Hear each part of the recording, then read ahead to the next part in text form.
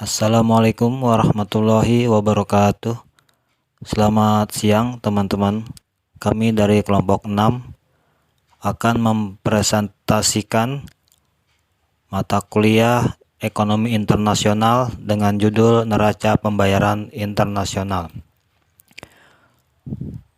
Kami terdiri dari saya Junaidi, Lutfian Akbar, dan Alwi Ardana Ripaldi. Uraian materi. Neraca pembayaran internasional. Neraca pembayaran internasional suatu negara yang biasanya juga disebut neraca pembayaran. Neraca pembayaran luar negeri, balance of payments. Balance of national payment atau international balance bisa didefinisikan sebagai suatu ikhtiar yang tersusun secara sistematik yang memuat semua transaksi-transaksi ekonomi luar negeri yang diadakan oleh penduduk negara bersangkutan untuk jangka waktu tertentu. Pada umumnya jangka waktu yang digunakan adalah jangka waktu 1 tahun. Transaksi ekonomi internasional. Di atas dikemukakan bahwa materi neraca pembayaran internasional adalah transaksi-transaksi ekonomi internasional yang diadakan oleh penduduk negara yang mempunyai neraca pembayaran internasional tersebut. Dasar-dasar waktu pencatatan transaksi perdagangan.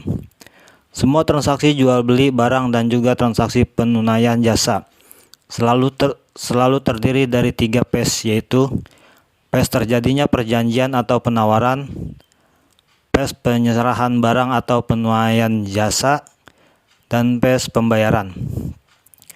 Dalam jual beli yang sederhana, misalnya kita membeli sepatu toko ataupun membeli beras besar di pasar, ketika phase tersebut berlangsung pada saat yang hampir bersamaan. Di sini kita saksikan bahwa ketiga phase dalam transaksi jual beli yang sederhana ini berlangsung dalam jangka waktu yang sangat pendek.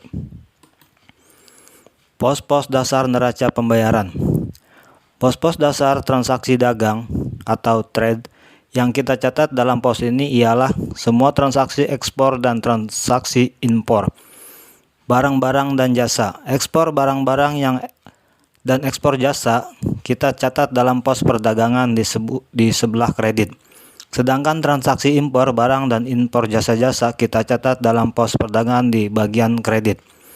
Transaksi perdagangan kita sebut visible trade apabila benda yang kita ekspor atau yang kita impor adalah benda ekspor yang berwujud. Sedangkan apabila yang kita ekspor atau yang kita impor merupakan penunaian jasa, maka transaksi tersebut kita golongkan sebagai invisible trade atau transaksi jasa. Transaksi-transaksi unilateral. Yang tergolong dalam transaksi unilateral antara lain ialah transaksi-transaksi hadiah, bantuan, dan transfer unilateral.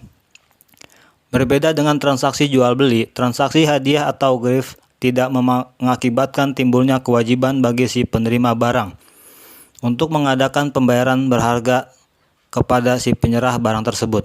Dari segi si pemberi hadiah, transaksi penyerahan barang tidak pula menimbulkan hak kepadanya untuk menerima pembayaran dari si penerima barang.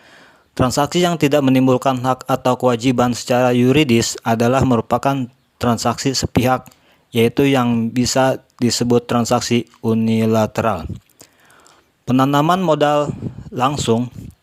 Dalam istilah neraca pembayaran internasional yang tergolong sebagai transaksi direct investment ialah transaksi jual beli saham dan perusahaan yang diadakan oleh penduduk negara yang satu dengan penduduk negara yang lain dan menanamkan modal langsung dan diadakan oleh penduduk suatu negara di negara lain.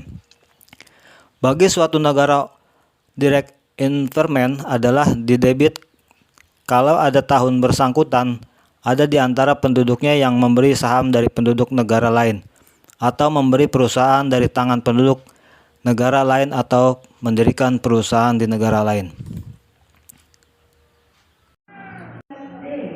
Hutang jangka panjang biasa disebut dengan long term loan yang tercatat pada pos ini meliputi semua transaksi kredit jangka panjang Pada umumnya yang dimaksud dengan kredit jangka panjang ialah kredit lebih dari jangka waktu pembayaran lebih dari 1 tahun.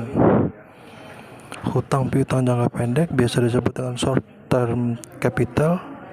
Uraian mengenai pos ini sama dengan uraian pos long term loan, hanya saja bedanya ialah hanya dalam pos long term loan transaksi hutang piutang yang dicatat adalah hutang piutang jangka panjang.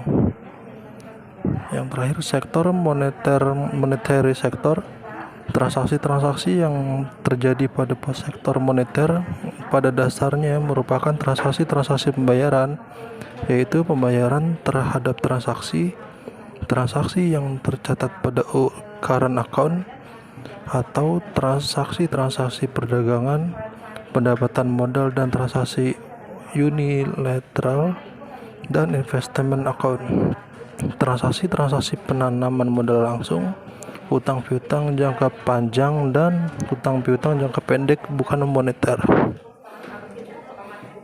Sektor moneter sendiri terdiri dari bank sentral, hubungan dengan IMF. Pas hubungan dengan IMF akan terisi apabila cadangan pada IMF dan saldo SDR special drawing right mengalami perubahan. Kerjasama antara bank sentral dan berbagai negara memungkinkan mereka dalam batas tertentu saling membantu mengetahui kesulitan likuiditas luar negeri negara-negara anggotanya yang sangat mendesak dan berlangsung tidak lama dengan fasilitas yang disebut swap.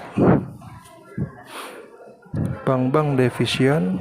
Untuk poin yang pertama, kewajiban jangka pendek, mutasi cadangan devisa.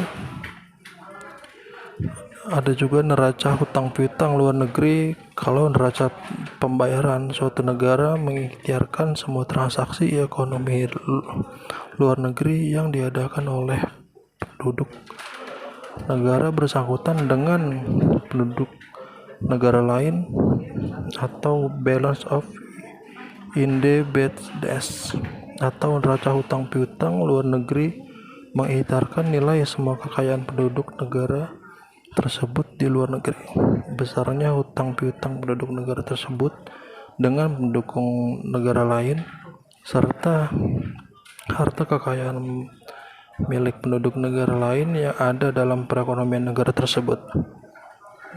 Neraca transaksi berjalan adalah ringkasan arus dana antara suatu negara tertentu dengan negara-negara lain yang disebabkan oleh pembelian barang atau jasa, atau cadangan laba dalam bentuk aset keuangan. Semua transaksi barang dan jasa yang dicatat dalam neraca perdagangan yang terdiri atas neraca perdagangan barang biasa disebut visible trade, barang-barang emas bukan moneter. Ya, mungkin cukup itu saja yang dapat saya sampaikan. Dari kelompok 6, kurang lebihnya saya mohon maaf. Wabillahi taufiq wal hidayah. Wassalamualaikum warahmatullahi wabarakatuh.